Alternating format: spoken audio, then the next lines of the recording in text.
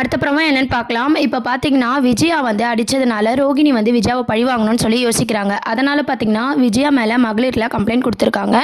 அதனால வந்து விசாரிக்க வரும்போது, அந்த ஆஃபீசர் வந்து கேட்கும்போது, விஜயா பார்த்தீங்கன்னா, இல்ல இல்ல நான் அடிக்கல அப்படின்ற மாரி சமாளிச்சுட்டு இருக்காங்க. அப்புறம் பார்த்தீங்கன்னா, மனோஜ கேட்குறாங்க. அவங்களும் பார்த்தீங்கன்னா, நான் விஜயா சொல்றத தான் திருப்பி சொல்றாரு. மீனா கிட்ட எல்லார்கிட்டயும் விசாரிக்கிறாங்க. எங்க அத்தைலாம் பார்த்தீங்கன்னா, என்ன அம்மா மாரி பார்த்துக்கிறாங்க அப்படின்ற மாரி மீனா சொல்றாங்க. விஜயாவ விட்டு குடுக்காம பார்த்தீங்கன்னா, மீனா வந்து சொல்லிட்டு இருக்காங்க. விஜயாவை பற்றி எல்லாருமே கேட்டுட்டு இருக்காங்க. அப்போ அண்ணாமலை கேட்குறாங்க, என்ன நீ ரோகிணி அடிச்சியா, உண்மையை சொல்லு அப்படின்னு சொல்லி விஜயாவை பற்றி கேட்கும்போது, இல்லைங்க நான் அடிக்கல அப்படின்ற மாதிரி சொல்கிறாங்க. உடனே அதை வந்த ஆஃபீஸர் என்ன சொல்கிறாங்கன்னா, நான் ஆதாரத்தோட தான் வந்திருக்கேன், என்கிட்ட ஆதாரம் இருக்குது அப்படின்ற மாதிரி சொல்கிறாங்க. உடனே மனோஜ் என்ன வளர்றாரு அப்படின்னா, இல்லை நாங்கள் லைட்டாக தான் அடித்தோம், வேற ஒன்றும் இல்லை அப்படின்ற மாதிரி சொல்கிறாரு.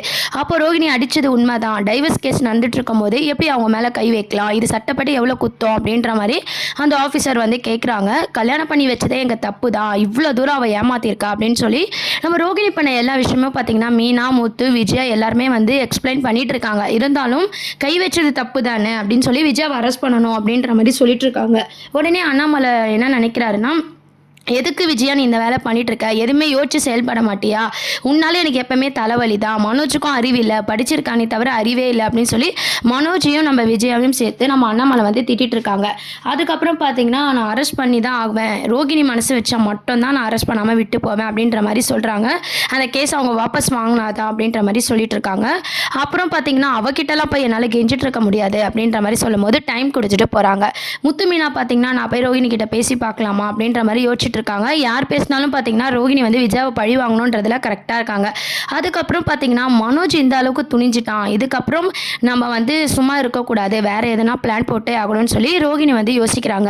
இங்கே இருக்கிற வரைக்கும் அவங்க அம்மா பேச்சை தான் அவன் கேட்பான், அதனால நம்ம வெளியே எங்கன்னா ஒரு ஊருக்கு கூட்டு போய் மனோஜ் மனசை ஈஸியாக மாற்றிடணும், ஒன்றா இருந்துடணும் நாங்கள் புருஷன் பொண்டாட்டியா அப்படின்னு சொல்லி ரோகிணி வந்து அழகாக வந்து ஸ்கெட்ச் போட்டு பார்த்தீங்கன்னா ஒரு ஆர்டர் வந்து புதுசாக கிடச்சிருக்கு மனோஜுக்குன்னு சொல்லி யார் ஒரு பர்சனை வச்சு ஃபோன் பண்ண வைக்கிறாங்க. அப்போ பார்த்தீங்கன்னா, இந்த ஊருக்கு வாங்க, வந்த பிறகு உங்களை பார்த்துட்டு உங்களை விசாரிச்சுட்டு அந்த ஆர்டர் நாங்கள் கொடுக்குறோம் அப்படின்ற மாதிரி சொல்கிறாங்க.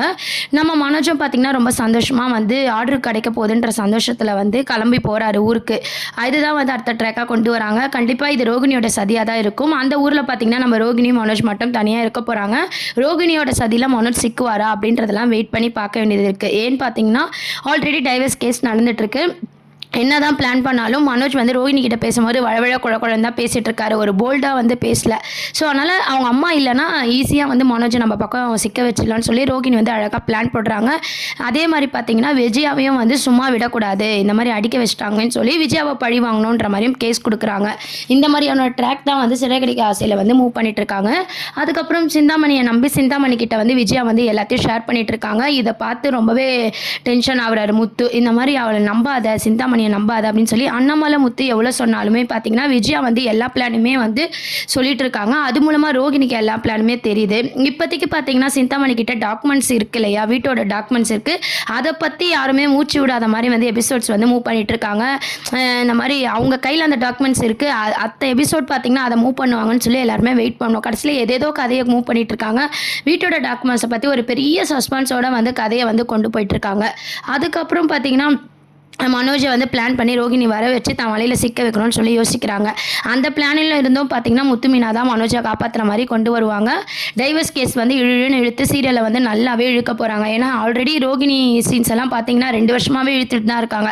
இப்போ இந்த டைவர்ஸ் கேஸை வந்து எத்தனை வருஷம் இழுப்பாங்க அப்படின்றதும் வெயிட் பண்ணி பார்க்கலாம். அதுக்கப்புறம் பார்த்தீங்கன்னா சிந்தாமணி வந்து அடுத்து என்ன பிளான் போட்டாலும் சரி ரோகிணி சிக்கிற மாதிரி இருக்கணும், ரோகிணி வந்து நம்ம பக்கம் இருந்தால் தான் ஈஸியாக அவங்க வீட்டை வந்து நம்ம பக்கம் எழுதி வாங்க முடியும் அப்படின்னு சொல்லிட்டு என்ன பிளான் போட்டாலும் ரோகிணி பேர் வர மாதிரி போடணும், நம்ம பேர் வரக்கூடாதுன்னு சொல்லி அவங்க அழகாக ஸ்கெட்ச் போடுறாங்க.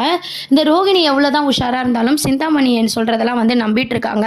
சிந்தாமணி வந்து அவங்களோட கேமை தான் வந்து ப்ளே பண்ணிட்டு இருக்காங்க. இது எங்கே போய் முடிய போகுதுன்னு தெரியல. இதுதான் சிறகடிக்க ஆசை சீரியலோட அடுத்த ப்ரோமோவாக இருக்குது. இதை பற்றி உங்கள் கருத்துக்களை கீழே கமெண்ட் செக்ஷன் சொல்லுங்கள். அதுக்கப்புறம் பார்த்தீங்கன்னா நம்ம சத்யாவோட லவ் ட்ராக் ஒரு பக்கம் காட்ட போகிறாங்க. நம்ம ஸ்ருதி ரவி ரெஸ்டாரண்ட்டை வந்து எப்படிலாம் மூவ் பண்ணிட்டு இருக்காங்க, அடுத்த கட்டத்துக்கு எப்படி போகிறாங்க, நம்ம முத்து மீனா வந்து புதுசாக வேன் வாங்கியிருக்காங்க இல்லையா, அவங்க வந்து அடுத்த கட்டத்தை எப்படி நோக்கி போகிறாங்க அப்படின்ற மாதிரியான ட்ராக்கும் வந்து அங்கங்கே வந்து கொஞ்சம் கொஞ்சமாக காட்டி அதுக்கப்புறம் பார்த்தீங்கன்னா மீனாவோட பூக்கடையும் வந்து காலி பண்ணணும் அப்படின்ற மாதிரி சிந்தாமணி வந்து யோசிக்க போகிறாங்க.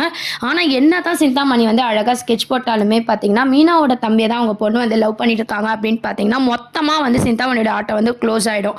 ஏன்னா அவங்க பொண்ணு மேலே வந்து பாசம் வச்சிருக்கிறதுனால கண்டிப்பாக பார்த்தீங்கன்னா அவங்க பொண்ணை வந்து அவங்கள சும்மா விட மாட்டாங்க. ஸோ அந்த ட்ராக்லாம் வந்து கேட்டால் சிந்தாமணிக்கு ஒரு பெரிய ஷாக்கிங்காக தான் இருக்க போகுது. இப்போதைக்கு வீட்டோட டாக்குமெண்ட்ஸாக சஸ்பென்ஸாக மூவ் பண்ணிட்டு இருக்காங்க. டைவர்ஸ் கேஸையும் பார்த்தீங்கன்னா எப்படி கொண்டு போவாங்க அப்படின்றதெல்லாம் வெயிட் பண்ணி பார்க்க வேண்டியது இருக்குது. இப்போதைக்கு விஜயாவை பழி வாங்கணும், மனோஜை தனியாக பார்த்து டீல் பண்ணணும் அப்படின்ற மாதிரி ரோகிணி பிளான் எந்த அளவுக்கு ரோகிணிக்கு கை கொடுக்கும் அப்படின்றதெல்லாம் வெயிட் பண்ணி பார்ப்போம். இதுதான் அடுத்த ப்ரோமோவாக இருக்குது. இதை பற்றி உங்களோட கருத்துக்களை கீழே கமெண்ட் செக்ஷன் சொல்லி சேனலை மறக்காமல் சப்ஸ்கிரைப் பண்ணுங்கள் ஃப்ரெண்ட்ஸ். தேங்க்யூ.